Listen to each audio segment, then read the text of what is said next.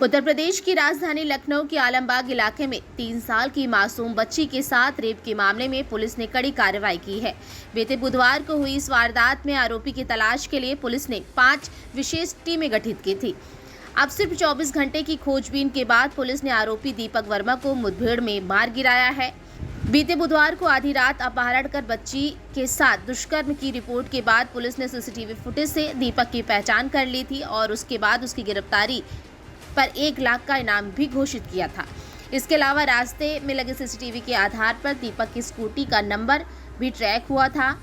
दुष्कर्म की यह वारदात बुधवार की देर रात उस समय हुई थी जब उन्नाव के एक पति पत्नी अपनी 3 साल की बेटी के साथ आलमबाग मेट्रो स्टेशन के नीचे फुटपाथ पर सो रहे थे। करीब रात के 2 से ढाई बजे के बीच एक अज्ञात शख्स बच्ची को उठाकर कुछ दूरी पर ले गया, उसके साथ दुष्कर्म कर फरार हो गया। बच्ची के रोने बिलखने की आवाज़ सुनकर राहगीर ने माता पिता को सूचना दी। परिजन तुरंत बच्ची को पास के लोक बंधु अस्पताल ले गए, जहां डॉक्टर ने उसके साथ दुष्कर्म की घटना की पुष्टि की। बच्ची की हालत नाजुक देखते हुए प्राथमिक उपचार के बाद उसे लखनऊ के किंग जॉर्ज मेडिकल यूनिवर्सिटी में रेफर कर दिया गया। डॉक्टरों का कहना है कि बेहतर इलाज के लिए बच्ची को हायर सेंटर में भर्ती करा गया है। घटना की सूचना मिलते ही आलमबाग पुलिस और जोन के वरिष्ठ अधिकारी मौके पर पहुंचे। डीसीपी सेंट्रल आशीष श्रीवास्तव ने बताया कि इस मामले में आलमबाग थाने में एफआईआर दर्ज की गई है। इसके बाद आलमबाग वीवीआईपी रोड पर गिरफ्तारी की कोशिश के दौरान आरोपी ने पुलिस पर फायरिंग की और जवाबी फायरिंग में आरोपी ढेर हो गया। आगे क्या कुछ कहा है आप सुनिए। थाना आलमबाग पर दिनांक 5 जून की प्रातःकाल 10 बजे एक दंपति ने आकर ये सूचना दी कि उनकी बेटी के साथ में रेप की घटना हुई है। ये दंपति चंदन नगर मेट्रो स्टेशन के नीचे रह रहे थे।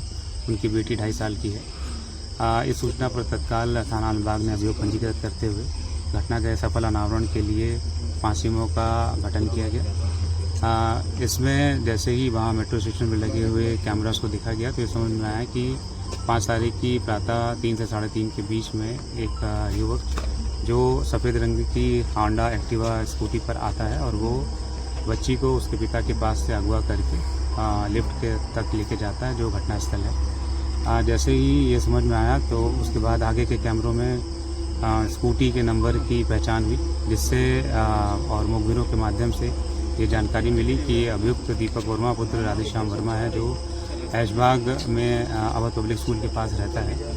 मुखबिर तंत्र की सूचना के अनुसार अभी रात्र 6 तारीख की रात में जैसे सूचना मिली कि अभियुक्त भागने वाला है, तत्काल थाना आलमबाग की टीम ने इसको टैकल किया, जिसमें अभियुक्त द्वारा हमारी पुलिस की टीम पर फायरिंग की गई।